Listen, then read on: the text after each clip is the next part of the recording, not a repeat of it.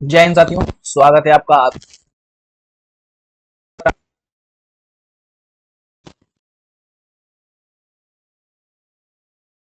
उसमें साथियों हमने इसमें प्रमेय जो है थ्योरम 10.1 कराई और उसके साथ साथ कुछ हम व्रत से रिलेटेड कुछ क्वेश्चन करवाए थे। तो उसको अगर आप लोगों ने अभी तक नहीं देखा है तो उसको देख ले, आई बटन पे क्लिक लिंक मिल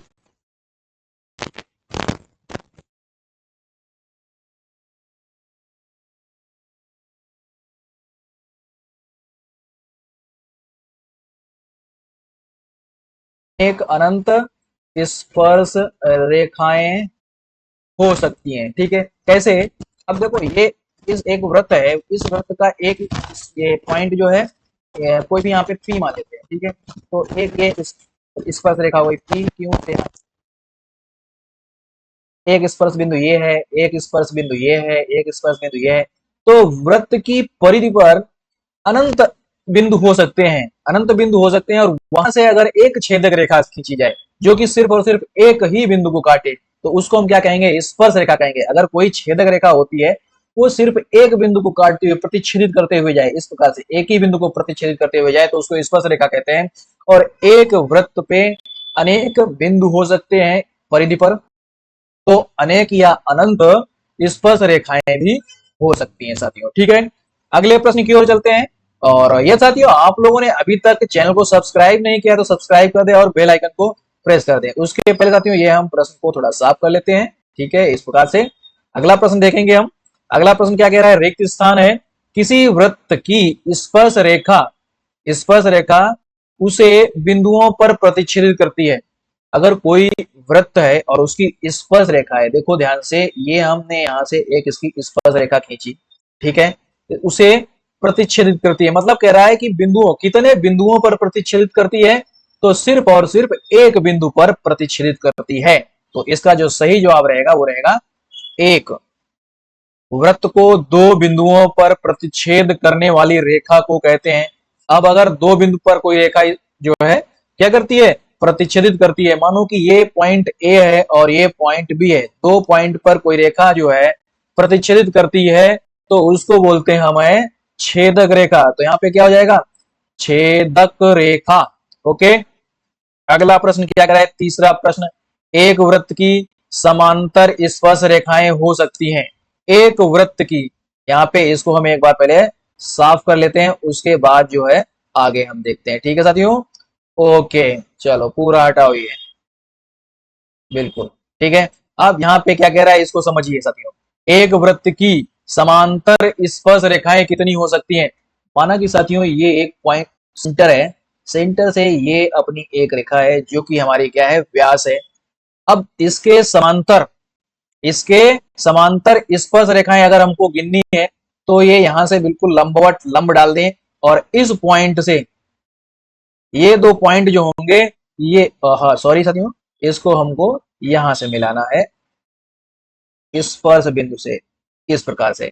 ऐसे ही इसको हम इस प्रकार से यहाँ पे मानो कि मिलता हुआ जाएगा, ये 90 डिग्री रहेगा और ये भी 90 डिग्री। तो ये वाली और ये वाली, इसको हम पी क्यू, और ये एस टी, ये क्या रहेंगी? पी क्यू और एस टी, ये समांतर रहेंगी। तो एक वृत्त की दो रेखाएं जो होंगी, दो रेखाएं कैसी होंगी? समांतर होंगी साथियों। ठीक है, इसके अलावा अगर हम ये वाला बिंदु तो हल्का सा भी इधर लिया, तो ये रेखा इसके समांतर नहीं होगी, या फिर इसको हम इधर लेंगे तो ये दोनों आपस में समांतर नहीं होगी। ठीक है, ओके। अब फोर्थ क्वेश्चन क्या कह रहे हैं? वृत्त और उसकी स्पर्श रेखा के उभयनिष्ठ बिंदु को क्या कहते हैं? इसी चित्र में साथियों देखें, ये है वृत्त और ये है स्पर्श रेखा, और इन दोनों का जो उभयनिष्ठ बिंदु है, तो ये है, इस बिंदु को हमने क्या माना? इसके लिए हम P मान लिया या फिर X मान लिया, चलो हम X मान लेते हैं। ठीक है, तो जो ये X बिंदु होगा, इसको हम बोलते हैं स्पर्श बिंदु। क्या बोलते हैं साथियों? स्पर्श बिंदु बोलते हैं साथियों। ठीक है साथियों, तीसरा प्रश्न देखिएगा। तीसरा प्रश्न आप लोगों को देखना है कि जो इस वृत्त की जो सेंटर या कहें कि त्रिज्या, इसका त्रिज्या कितना है? 5 सेंटीमीटर। कितना है? 5 सेंटीमीटर इस वृत्त का त्रिज्या है। ओके, वृत्त के बिंदु P पर स्पर्श करता है, ये वाला पॉइंट P बिंदु पे ये स्पर्श करता है रेखा पी क्यू, P और Q, केंद्र O, यहाँ पर केंद्र क्या है ओ, इसको हम केंद्र ओ मान लेंगे। और पी क्यू केंद्र ओ से जाने वाली रेखा बिंदु क्यू पर इस प्रकार से मिलती है। तो ये एक इस प्रकार से कोई एक रेखा है साथियों, जो हम स्पर्श रेखा है। यहाँ पर कहीं पर हम पी बिंदु मान लेते हैं, इस वाले पॉइंट पर, ये वाला पॉइंट, ठीक है। क्यू पर इस प्रकार की मिलती है कि O Q O Q 12 centimetre है।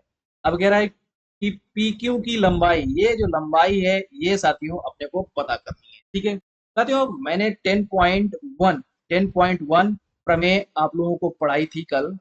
तो उस प्रमेय को अगर देखें तो यहाँ पे सीधा है कि कोई भी स्पर्श रेखा पर वृत्त के केंद्र से डाला जो भी त्रिज्या होगी वो उस रेखा पर लंब होगी। क्या होगी? लंब होगी। तो यहाँ पे क्या होगा? त्रिभुज बन जाएगा, त्रिभुज ओ पी क्यू, ये एक समकोण त्रिभुज बना। समकोण त्रिभुज है तो ये हो गया कर्ण। तो वहां पे समकोण त्रिभुज ओ पी क्यू में पाइथागोरस प्रमेय लगा देंगे, पाइथागोरस प्रमेय लगाओ भाई, ठीक है। चलो तो थोड़ा अब इसको हम सॉल्व कर लेते हैं। सॉल्व करोगे तो क्या होगा? पाइथागोरस प्रमेय क्या कहलाती है? कर्ण का स्क्वायर बराबर लंब का स्क्वायर प्लस आधार का स्क्वायर। किसका स्क्वायर?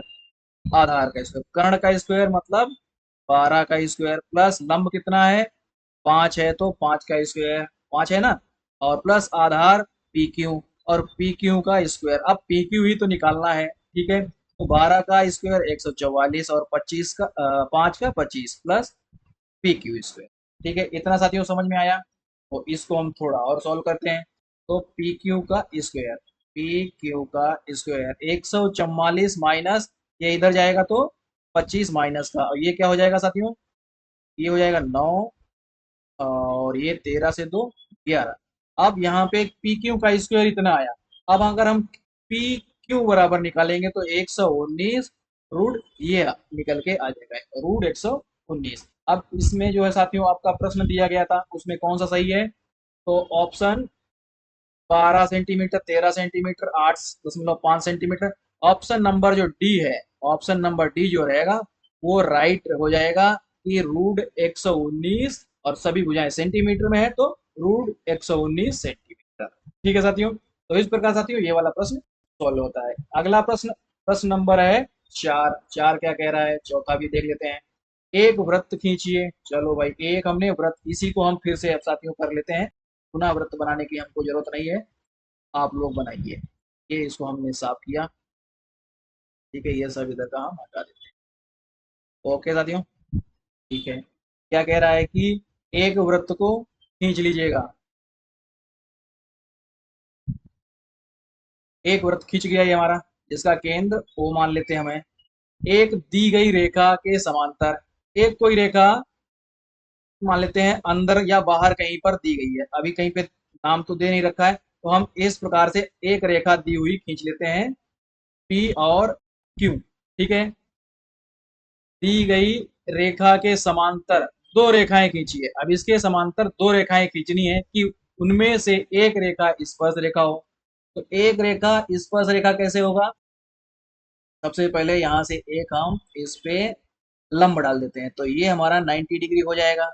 90 डिग्री साथियों होगा, ठीक है। तो ये वाला पॉइंट हमारा निकल के आएगा, यहाँ पे हम एक्स पॉइंट मान लेते हैं। तो इस बिंदु से जो रेखा खींची जाएगी वो इसके क्या रहेगी? समांतर रहेगी। ये हमारी एस टी रेखा हो गई, एस टी। और दूसरी रेखा, तो ऐसी रेखा की इनमें से एक रेखा स्पर्श रेखा और दूसरी छेदक रेखा। दूसरी हम यहाँ से छेदक रेखा एक बना देता हूँ, ए बी। ये हमारी छेदक रेखा, एक्स वाई की जगह पे यहाँ पे क्या डाल दूँ? आर टी डाल देता हूँ, आर एक्स आर जेड जो भी है। तो आर जेड जो है वो एक छेदक रेखा है। कैसी रेखा है? छेदक रेखा है। और एस एस टी, ठीक है, एस टी जो है वो एक स्पर्श रेखा है। कैसी रेखा है? स्पर्श रेखा है। आर जेड समांतर है एस टी के, और वो समांतर किसके है? इस वाली रेखा के भी समांतर है, पी क्यू। अच्छा पी क्यू था ये वाला, ठीक है, समांतर पी क्यू, ठीक है। तो ये आपस में साथियों एक फिगर बन के आएगा। इसको साथियों आप लोग अपने प्रकार पटरी पेंसिल इस सबसे अच्छी तरीके से बना सकते हो। तो साथियों आशा करता हूँ कि आप लोगों को ये जब सभी क्वेश्चन जो है समझ में आए होंगे। इस एक्सरसाइज में टोटल 4 ही क्वेश्चन थे, तो चारों क्वेश्चन कंप्लीट हो गए हैं। अगर कोई भी क्वेश्चन कहीं से भी आपको डाउट लगता है तो आप लोग उसको कमेंट करके पूछ सकते हैं। वीडियो को देखने के लिए बहुत बहुत धन्यवाद। जय हिंद, जय भारत, वंदे मातरम।